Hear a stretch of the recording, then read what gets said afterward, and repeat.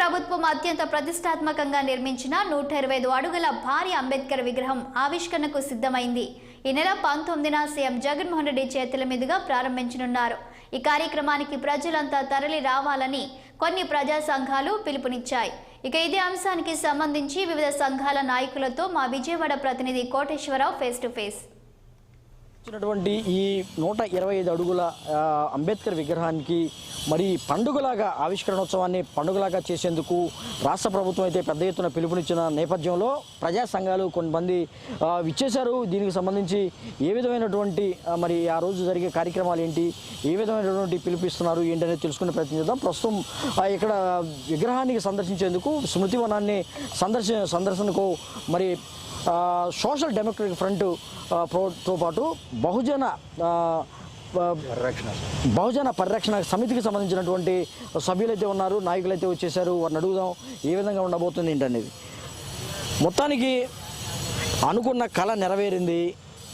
బహుజనుల ఆశా జ్యోతి మరి నిలువెత్తి విగ్రహంతో 125 అడుగుల విగ్రహంతో సాక్షాత్కరిస్తున్నారు. తొందరలోనే మరి ఆవిష్కరణోత్సవం జరగబోతున్న తరుణంలో సోషల్ డెమోక్రటిక్ ఫ్రంట్ అధ్యక్షులుగా గురునాథం గారు మీరు ఏం చెప్తారు? ఎట్లా ఉంది పరిస్థితి?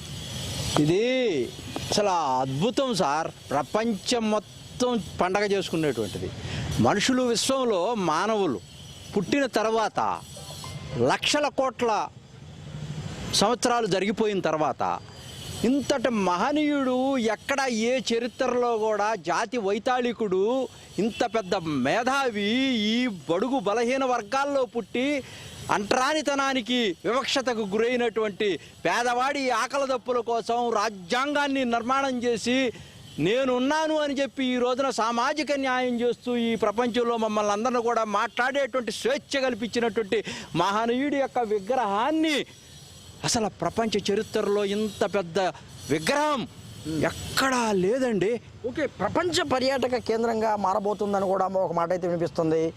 125 అడుగుల విగ్రహం మరి హైదరాబాద్లో ఏర్పాటు చేశారు. అదేవిధంగా విజయవాడలో కూడా ప్రతిష్టాత్మకంగా నిర్మించారు. ఏంటి అసలుకి ఆ రోజు జరగబోయే 2024 జనవరి 19 అంటున్నారు. ఎలా ఉండబోతుంది విగ్రహ ఆవిష్కరణోత్సవం? ఇది హైదరాబాద్లో చేసింది 125, ఇది 160 కింద 165 కలిపి 208 అడుగులు.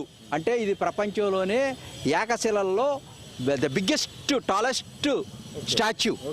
ఇది ప్రపంచ మేధావి అండి.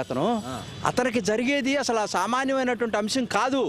జగన్మోహన్ రెడ్డి గారు తీసుకున్నటువంటి నిర్ణయం ఇది చారిత్రాత్మకమైనటువంటి నిర్ణయం. ముందుగా ఇక్కడ ఏదైతే ఉందో ఈ సమతామూర్తి ప్రపంచ జ్ఞాని మరి అంబేద్కర్ ఏదైతే ఉందో ఆయన ఆశయ సాధన కోసం ఆయన ఆశయ సాధనలో మరి భవిష్యత్తు తరాలకు కూడా అందించాలనే ఒక లక్ష్యంతో గొప్ప లక్ష్యంతో ఈ ఏర్పాటు చేసినటువంటి ఈ భారీ విగ్రహం అయితే మరికొద్ది రోజులని ఓపెన్ అవుతున్న తరుణంలో మరి ప్రజలైతే చాలా సంతోషిస్తున్నారు.